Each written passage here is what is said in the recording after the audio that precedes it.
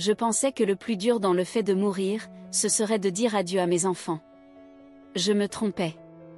Le plus dur, c'était de regarder mon mari me remplacer lentement, alors que j'étais encore en vie. Il préparait déjà nos enfants à avoir une nouvelle maman, avant même que mon diagnostic soit confirmé.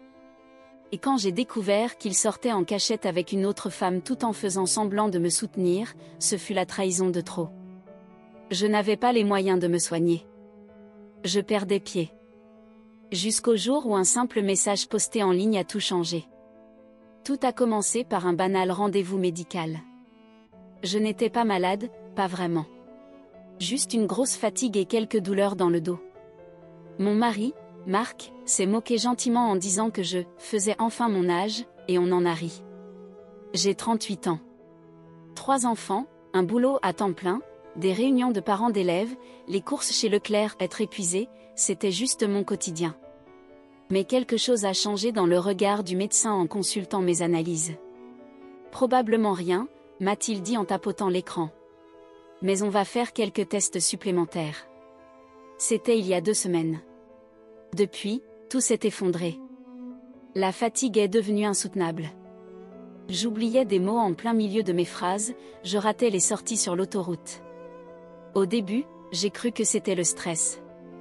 Jusqu'au jour où je me suis évanouie en haut des escaliers avec ma petite dernière, Emma, dans les bras. Marc nous a rattrapés de justesse. Il était terrifié, du moins, c'est ce que je croyais. Il m'a supplié de retourner chez le médecin. J'y suis allée. Le diagnostic m'a frappé comme une gifle, leucémie en stade avancé. Agressive. Rare. Mortelle sans traitement. Même avec un traitement, il me restait 6 à 8 mois tout au plus. Je me suis figée. Ma première pensée a été pour mes enfants. Pas la mort. Pas la douleur. Juste l'image d'Emma pleurant seule le jour de sa rentrée en maternelle. Marc n'a pas versé une larme quand je lui ai annoncé. Pas une. Il a simplement hoché la tête. Cette nuit-là, je l'ai entendu au téléphone dans le garage. Il chuchotait. Il riait. J'ai ouvert doucement la porte latérale sans bruit. Je sais. C'est tragique, disait-il. Mais je peux pas attendre éternellement. Les enfants sont déjà habitués à elle. Je me suis reculée avant qu'il ne me voie. C'est là que j'ai compris. Il a commencé à se montrer trop gentil, trop présent, les classiques de la culpabilité. Il préparait aussi les enfants. Subtilement. Il leur disait des phrases comme « Tu sais, parfois les familles changent. Et si papa avait une aide un jour, ça voudrait pas dire que maman n'est plus là. » La première fois qu'il a dit ça, j'ai été paralysée. Le lendemain, je l'ai confronté. « Tu comptes vraiment les habituer à une femme que je ne connais même pas ?» Il n'a rien nié. Il a juste haussé les épaules et s'est éloigné.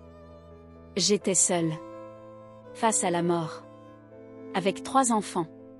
Et un mari déjà en train de tourner la page. Puis est arrivé le devis de l'hôpital.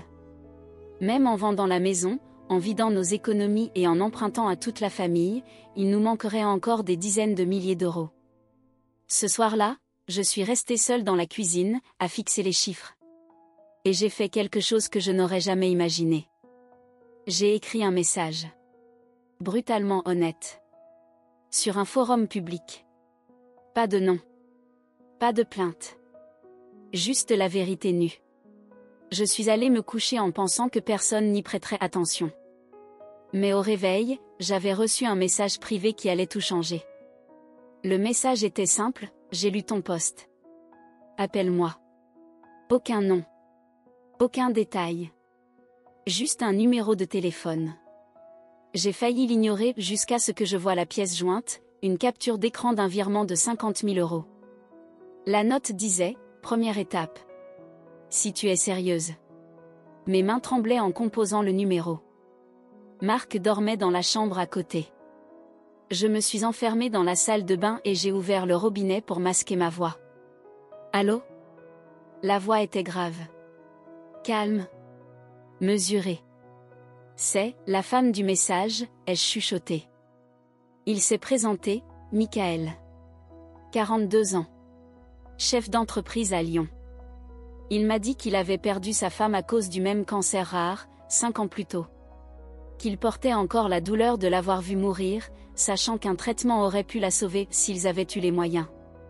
Je ne suis pas une œuvre caritative, a-t-il dit d'un ton franc. Mais je ne peux pas rester les bras croisés quand je sais que je peux agir. Je ne savais pas quoi répondre. Je l'ai écouté. Michael m'a proposé de financer l'intégralité de mon traitement. Sans condition. Sans contrepartie. La seule chose qu'il demandait, c'était l'honnêteté, être tenu au courant. Pas par pitié. Parce qu'il tenait à moi. J'ai mis une journée entière à envisager l'idée. Le lendemain matin, je l'ai annoncé à Marc. Il a ricané. Alors quoi? T'as trouvé un mécène? Il me sauve la vie, ai-je répondu en le fixant. Pas gratuitement, a-t-il soufflé. Personne donne autant d'argent sans attendre un retour. Et là, j'ai compris. Il n'était pas soulagé. Ni heureux. Il était en colère. En colère à l'idée que je puisse survivre. Une semaine plus tard, j'étais admise dans une clinique privée. Le traitement commençait. Michael réglait tout. Il a même envoyé une tablette pour que mes enfants puissent me voir pendant mes perfusions. Marc venait à peine. Toujours occupé. Il ne dormait plus dans notre lit. Ne me regardait même plus. J'ai trouvé une photo dans son téléphone, un selfie d'une autre femme dans notre salon. Elle tenait une de nos tasses familiales. Je n'ai pas pleuré. J'ai pris des photos. Puis j'ai vu son ordinateur portable ouvert, sur une page intitulée « Comment présenter un nouveau partenaire à ses enfants ». Il ne se préparait pas à ma mort. Il se préparait à me remplacer. J'ai transféré les captures à Michael. Je ne lui ai rien demandé. J'ai juste écrit « Voilà ce qui m'attend après la chimio ». 2 heures plus tard, Michael m'a répondu « Tu ne rentreras pas chez toi ». Et là, j'ai su que ce n'était pas la fin de mon histoire. C'était le début. Michael ne parlait pas en métaphore. Quand il disait que je ne rentrerais pas, il le pensait littéralement. Le lendemain matin, une voiture avec chauffeur est venue me chercher devant la clinique. Le conducteur tenait une pancarte avec mon nom et m'a tendu une enveloppe scellée. À l'intérieur, une carte bancaire prépayée, un téléphone jetable et une lettre dactylographiée. J'ai trouvé un logement temporaire près du centre de soins. Ne t'inquiète pas pour les frais. Pense seulement à guérir. Tu ne dois rien à personne et tes enfants méritent mieux que ce qu'il devient. Michael. Je suis restée sans voix. J'ai montré la lettre au personnel médical, prête à ce qu'on m'arrête. Mais l'une des infirmières m'a simplement glissé à l'oreille, on a déjà travaillé avec Monsieur Grave. Tu peux lui faire confiance. Cette nuit-là, je n'ai pas fermé l'œil. Allongé dans un petit appartement meublé à 3 rues de la clinique, je regardais le plafond pendant que mon ancien téléphone vibrait à répétition. 23 appels manqués. 15 messages. Marc, t'es où bordel? Marc, tu dérailles complètement. Marc, les enfants ont besoin de toi. Marc, tu crois vraiment que ce petit numéro va t'attirer la pitié? Il n'imaginait pas qu'il existait quelqu'un comme Michael, quelqu'un d'inaccessible à ses manipulations. Je n'ai pas répondu. À la fin de la semaine, il a utilisé les enfants. Marc, ma sonne demande où t'es. Je lui ai dit que t'avais besoin de temps. Marc, tu veux vraiment me laisser gérer ça seul? Marc, tu leur dois bien de revenir. J'ai tout transféré à l'équipe juridique de Michael. Oui, il avait une équipe. Un cabinet entier sous contrat. Le lendemain, ils m'ont appelé. Êtes-vous prête à passer à l'étape suivante? Qu'est-ce que ça veut dire? La garde totale. Mesure d'urgence. Pour raisons médicales et abus émotionnels. On a déjà commencé à réunir les pièces. Et là, j'ai compris, je n'étais plus seulement en train de survivre. J'étais en train de reprendre ma vie. Les semaines suivantes, Marc a laissé tomber le masque. Il a confié les enfants à sa nouvelle compagne, la même femme de la photo. Elle a posté des clichés avec mes filles au parc. Mon fils au cinéma. En légende, notre petite famille. Elle me croyait mourante. Elle se croyait à l'abri. Mais moi, je reprenais des forces. Et je devenais furieuse. Michael est venu me voir pour la première fois après ma 3e chimiothérapie. En vrai, il ne ressemblait pas du tout à ce que j'avais imaginé. Pas de costume chic. Juste un jean, un t-shirt gris, et des yeux qui avaient clairement connu la perte. On s'est assis sur un banc devant la clinique. D'abord en silence. Puis il a dit. Je ne t'ai pas aidé par pitié. Je t'ai aidé parce que tu m'as rappelé ma femme. Elle s'est battue trop tard. Je l'ai regardée. Moi, je me bats. Il a hoché la tête. Je sais. C'est pour ça que je suis là. Je n'ai pas posé de questions. J'ai laissé les mots s'imprimer. Ce n'était plus une question de survie. C'était une guerre. L'audience pour la garde d'urgence a été fixée bien plus vite que je ne l'aurais cru. L'équipe juridique de Michael ne s'est pas contentée d'agir, ils ont exécuté, froidement, méthodiquement. Chaque message envoyé par Marc, chaque photo, chaque publication de sa compagne sur les réseaux sociaux, tout a été imprimé, classé, présenté. La date était un vendredi. Marc n'en avait aucune idée. 3 jours avant, je l'ai appelé. Pas parce qu'il me manquait. Mais parce que je voulais entendre jusqu'où il était allé. Il a décroché dès la première sonnerie. T'étais passé où? Je regardais, ai-je dit. Et je me soignais. Il a ricané. Tu as abandonné ta famille. Tu te planques dans un hôtel comme une lâche pendant que tes gosses pleurent leur mère. Ils pleurent parce que tu leur as imposé une autre femme alors que j'étais encore en vie. Silence. Tu crois que tu peux disparaître, puis revenir quand ça t'arrange, a-t-il craché. Ça marche pas comme ça. Non, ai-je répondu. Ça marche pas comme ça. C'est pour ça que je vais les récupérer. Marc a éclaté de rire. Les récupérer où? Je te rappelle que tu vas mourir, non? Non, Marc. Je guéris. Et je ne suis pas seule. J'ai raccroché. Le vendredi matin, je me suis tenue dans le couloir du tribunal. Perruque, maquillage, dos droit. Je n'étais pas forte. Mais j'en avais l'air. Marc est arrivé en retard, tenant notre fille comme un accessoire. Sa compagne n'était pas là. Mais ses photos, elles, étaient bien dans le dossier. Le juge m'a demandé si j'avais un avocat. L'avocat principal de Michael s'est levé.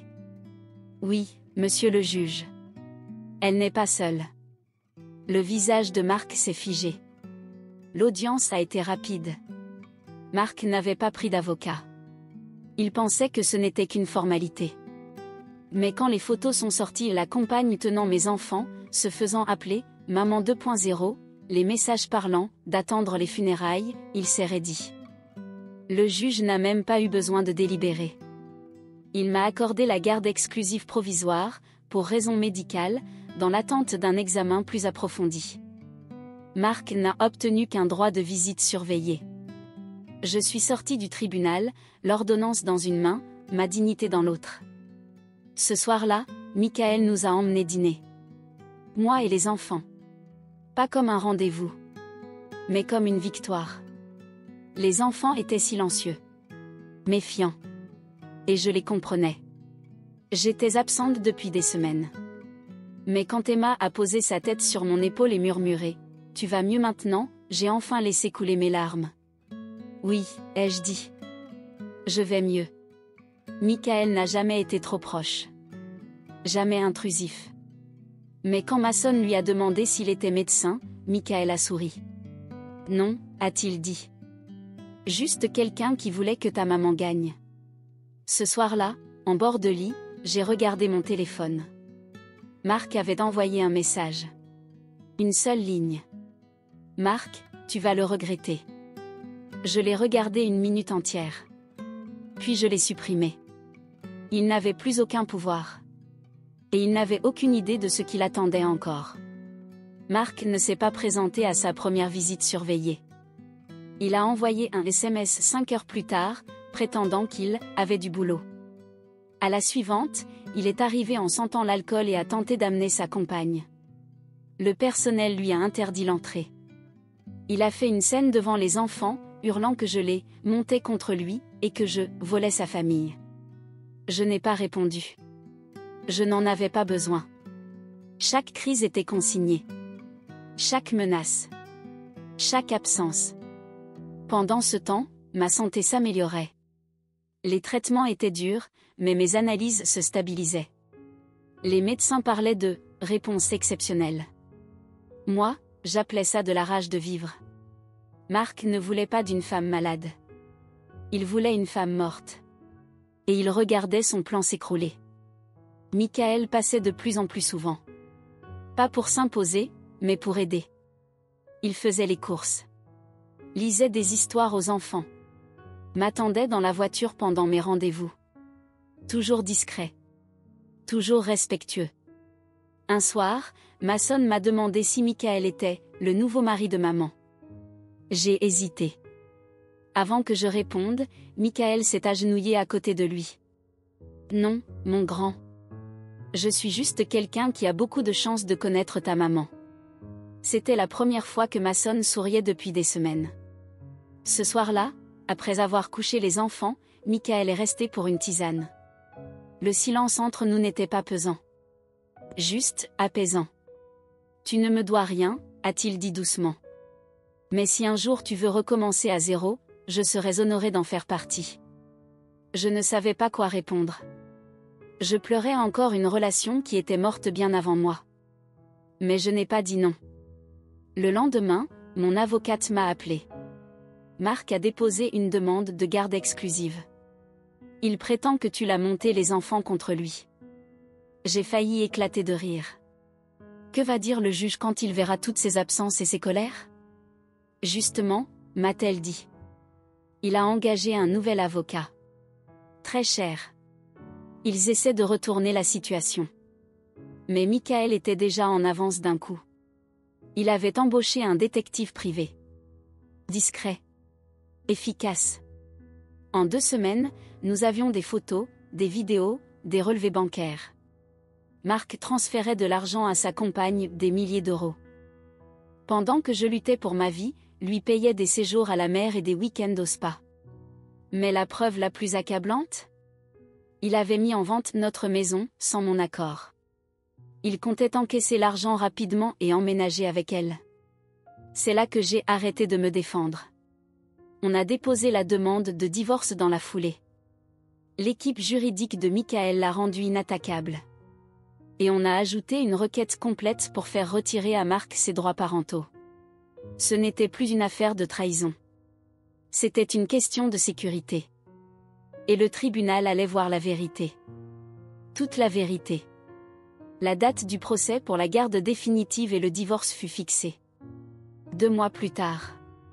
Juste assez de temps pour que Marc s'agite, et pour que nous finalisions notre dossier. Le détective privé nous avait rapporté plus que prévu. Marc ne vivait pas seulement avec sa compagne. L'appartement ? Payé par une carte de crédit ouverte en mon nom. Il commettait une fraude financière. Ça nous a donné un levier énorme. Les avocats de Michael ont immédiatement demandé le gel des comptes communs. Les fonds de Marc ont été bloqués en 48 heures. Le soir même, il s'est présenté à ma porte. Il frappait, hurlait, exigeait de parler. Les enfants étaient dans le salon. Je leur ai dit de ne pas bouger. J'ai entrouvert la porte. « C'est toi », a-t-il craché. « Tu veux me détruire ?» Je suis resté calme. « Tu t'en es très bien chargé tout seul. Je reste leur père. » Plus pour longtemps, ai-je répondu. Et j'ai fermé la porte. Le lendemain, il est allé à l'école. Il a tenté de récupérer les enfants. Le personnel a refusé. Il n'était plus sur la liste. Il a envoyé une avalanche de messages, des menaces, des tentatives de culpabilisation, des fausses excuses. J'ai tout transmis à mon avocate. 2 semaines avant le procès, le tribunal a nommé une psychologue pour enfants. Une experte neutre, chargée de déterminer si je les avais manipulés contre leur père. J'étais inquiète. Mais les résultats ont choqué même mon avocate. Les 3 enfants ont dit la même chose, chacun dans une séance différente. Papa a dit que maman allait nous abandonner. Sa copine m'a dit de ne pas parler de ma vraie maman. Michael écoute. Papa crie. Le rapport était accablant. Pour Marc. La psychologue a recommandé la garde exclusive, de manière permanente. Puis est venu le jour du divorce. Marc est arrivé en costume emprunté. Sa compagne était absente. Son avocat a tenté de me dépeindre comme manipulatrice, instable, accro à un autre homme, alors que j'étais censée mourir. Mais il n'était pas préparé à ce qui allait suivre. Michael a témoigné. Posément. Il a parlé de sa femme décédée, de comment il avait découvert mon histoire en ligne, de son choix d'aider sans attente amoureuse. Il a détaillé chaque virement, chaque message, chaque limite qu'il avait respectée. Puis il a remis un document au juge. Un acte rédigé de sa main, une déclaration sur l'honneur dans laquelle il renonçait à tout droit parental, tutelle ou obligation financière envers mes enfants aujourd'hui comme demain. Je ne suis pas leur père, a dit Michael. Je suis juste quelqu'un qui a refusé de détourner le regard. L'avocat de Marc a voulu protester. Le juge l'a ignoré. Cette femme a été abandonnée, trahie et remplacée alors qu'elle luttait pour sa vie, a-t-il dit. Les actes de votre client ne sont pas seulement immoraux. Ils le disqualifient totalement. Il m'a accordé la garde physique et légale exclusive. Et le divorce a été prononcé immédiatement. Marc a tout perdu, la maison, les enfants, même le droit de visite suspendu jusqu'à nouvel ordre. Quand je suis sortie du tribunal, Michael m'attendait près de l'ascenseur. Il ne m'a rien dit. Il m'a simplement regardé comme si, enfin, j'étais revenue à la vie. Le silence après le tribunal résonnait plus fort que n'importe quel cri. J'avais gagné. Sur le papier, j'avais tout, la garde, la liberté, la sécurité. Mais à l'intérieur, je me retrouvais face à un vide. Pendant des mois, la survie avait été ma seule priorité. Et maintenant, quoi? Michael ne m'a pas pressé. Il n'a posé aucune question. Il s'est contenté de ramener les enfants et moi à la maison, de s'arrêter acheter des plats à emporter, puis de leur proposer de choisir un film. On a regardé Le Monde de Nemo. C'était doux. Innocent. Pour la première fois depuis plus d'1 an, j'ai vu mes enfants rire sans la moindre ombre dans les yeux. Après le film, quand ils sont allés se coucher, Michael s'est dirigé vers la porte. « Je vais y aller », a-t-il dit doucement. « Je voulais juste m'assurer que tu allais bien. » Je ne sais pas pourquoi, mais j'ai saisi sa main. « Ne pars pas », ai-je murmuré. « Pas encore. » Il a hoché la tête. « Alors j'attendrai. » Et il a tenu parole. Les semaines suivantes, il passait de temps en temps. Toujours prévenu. Toujours respectueux. Jamais plus d'1 heure, sauf si je le demandais. Et quand j'ai commencé ma dernière série de traitements, il s'est assis dans un coin de la salle, lisant en silence, ne relevant les yeux que pour vérifier si j'avais besoin de quelque chose. Marc, lui, s'enfonçait. Par quelques connaissances communes, on a appris que sa compagne l'avait quitté après le jugement. Elle était retournée vivre chez ses parents. Marc avait perdu son travail peu après. Il m'a envoyé une lettre manuscrite. J'ai failli ne pas l'ouvrir. Mais la curiosité a été plus forte. Ce n'étaient pas des excuses. Pas vraiment. Plutôt un concentré de lamentation. Il accusait le système, disait que j'avais utilisé le cancer comme une arme contre lui, et que j'avais laissé un inconnu détruire notre famille. Je l'ai montré à mon avocate. Elle a ri, l'a classé comme preuve de harcèlement, et a obtenu une ordonnance d'éloignement le jour même. Mais ce n'était pas Marc qui me hantait. C'était une question que je n'arrivais pas à faire taire. Qui suis-je maintenant? Je n'étais plus cette femme qui préparait chaque repas avec le sourire, qui jonglait entre 3 enfants et un mariage en s'oubliant totalement. Cette femme-là n'existait plus. À sa place, il y avait quelqu'un de plus mince, plus marqué, mais éveillé. Et puis le scanner est arrivé. Le médecin a fixé l'écran plus longtemps que d'habitude. Puis il m'a regardé. On n'utilise pas le mot rémission à la légère, m'a-t-il dit. Mais ce que je vois, s'en rapproche. J'ai cligné des yeux. S'en rapproche de quoi? Il a souri. d'une guérison complète. Ce soir-là, j'étais dans le jardin avec Michael, à regarder mes enfants courir après des lucioles. Je ne sais pas comment vivre maintenant, ai-je murmuré. Michael n'a pas bronché. Alors on va apprendre. Ensemble. Pour la première fois, j'ai laissé cette idée me traverser. Et si la survie n'était que le commencement ? 2 semaines plus tard, le mot est tombé officiellement, rémission complète. L'infirmière m'a prise dans ses bras. L'oncologue a souri. Moi, j'ai pleuré. Pas de joie. De choc. J'avais passé tellement de temps à attendre la mort, que je ne savais plus comment accueillir la vie. Les enfants, eux, ont senti que quelque chose avait changé. Ils étaient plus légers. Emma recommençait à dessiner des sourires sur mes visages. Mason avait cessé de vérifier l'heure toutes les 5 minutes dès que je quittais la pièce. Même Lily, ma fille du milieu, redevenue presque muette depuis des mois, a chuchoté un soir. Je savais que tu reviendrais. Michael était là, toujours. Présent, mais discret. Même quand je l'invitais à dîner ou à aider pour les devoirs, il gardait ses distances. Jusqu'au soir où je ne voulais plus de distance. Un vendredi, une fois les enfants couchés, je suis allée dans la cuisine.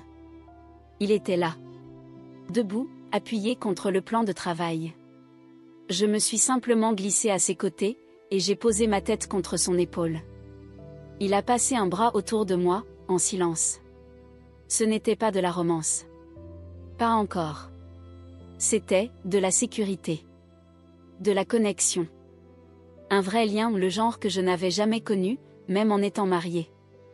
Mais au moment où notre vie reprenait forme, le passé a tenté un dernier assaut. Marc n'avait pas dit son dernier mot. Il a déposé un recours. Il accusait le tribunal de partialité, affirmait que j'avais manipulé les preuves, que j'avais été influencée par un homme extérieur, en l'occurrence Michael. Il voulait rouvrir le dossier de garde. Quand mon avocate me l'a annoncé, je n'ai pas pleuré. Je n'ai pas paniqué. J'ai souri. Qu'ils essaient. Parce que cette fois, je n'étais plus faible. Nous avons contre-attaqué immédiatement. L'équipe juridique de Michael a déposé une contre-motion, demande officielle de retrait définitif des droits parentaux de Marc, pour préjudice psychologique, abandon et fraude. Mais le tribunal a décidé qu'il fallait une dernière audience. Une révision finale. Une ultime chance pour Marc de défendre ce qu'il restait de son image. Une semaine avant cette audience, un homme est apparu devant chez moi. Je l'ai vu par la fenêtre de la cuisine. Il était là, debout sur le trottoir, bras croisés, regard fixe. C'était Marc. Je n'ai pas ouvert la porte. J'ai appelé la police. Ils lui ont ordonné de partir, lui rappelant l'interdiction de contact.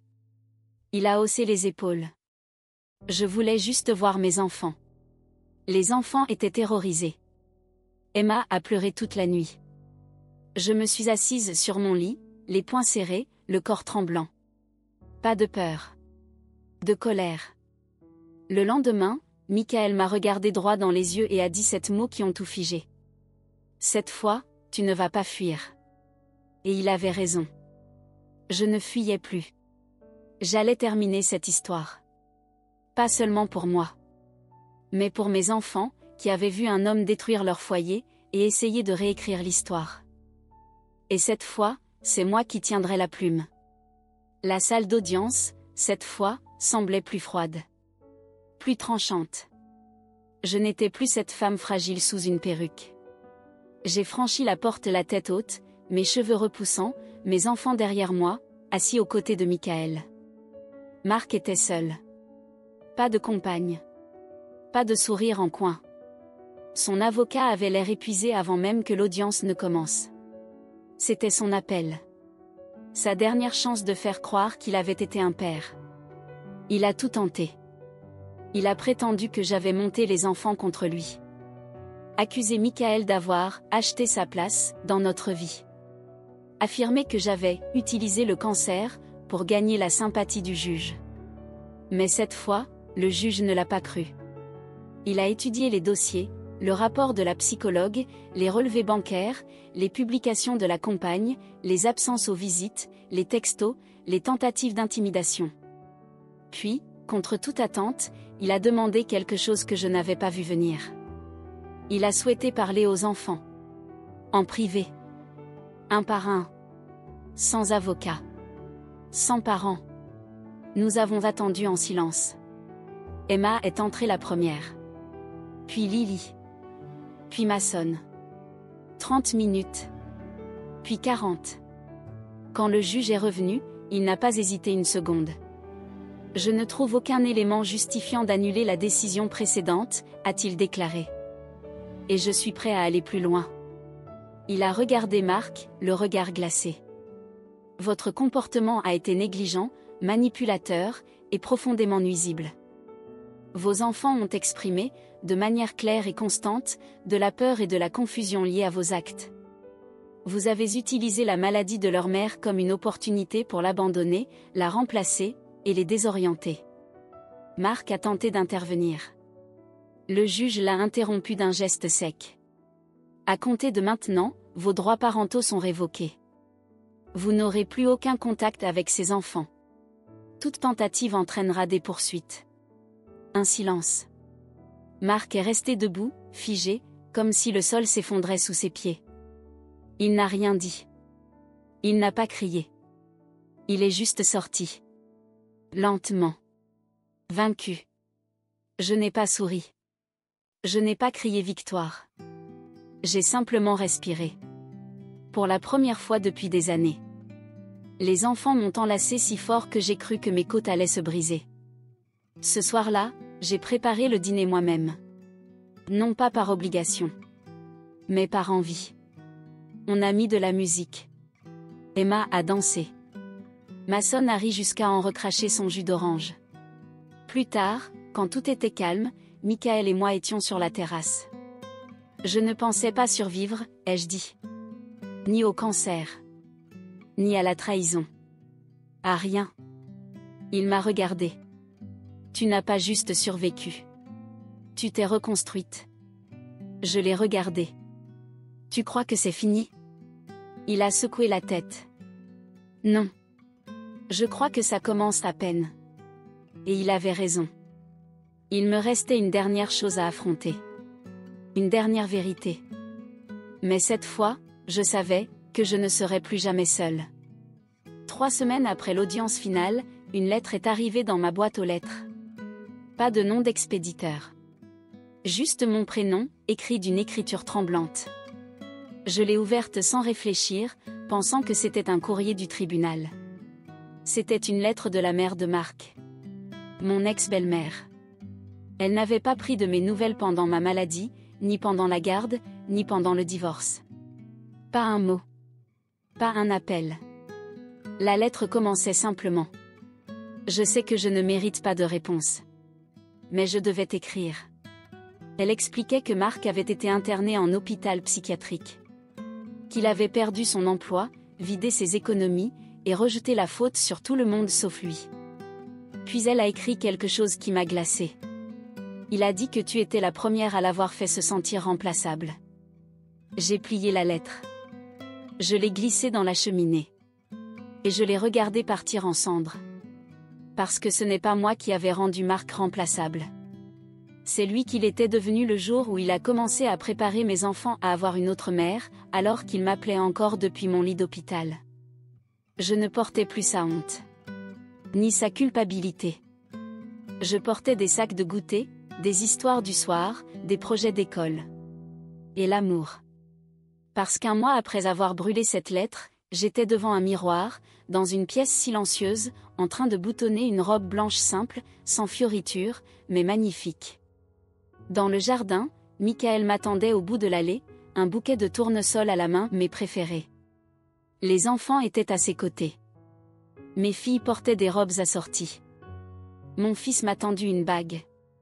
Nous avons échangé nos vœux dans le jardin de cette vie que nous avions reconstruite. Pas pour remplacer qui que ce soit. Mais pour commencer quelque chose de réel. Quelque chose de mérité. Après le départ des invités, une fois les enfants endormis, je me suis assise seule près de la fenêtre. Je repensais à cette vie que j'avais failli perdre, et à celle pour laquelle j'avais décidé de me battre. Et je me suis souvenu de tous les moments où j'aurais pu baisser les bras. Quand le médecin m'a dit « 6 mois ». Quand j'ai vu la compagne de Marc tenir ma fille. Quand j'ai lu cette dernière lettre. Mais je ne l'ai pas fait. Et aujourd'hui, j'avais quelque chose que Marc ne comprendra jamais. La paix. Parce qu'au fond, Marc ne voulait pas une partenaire. Il voulait une remplaçante. Et moi, je n'ai jamais été censée être temporaire. Alors je vous pose cette question. Et vous, auriez-vous su lui pardonner ?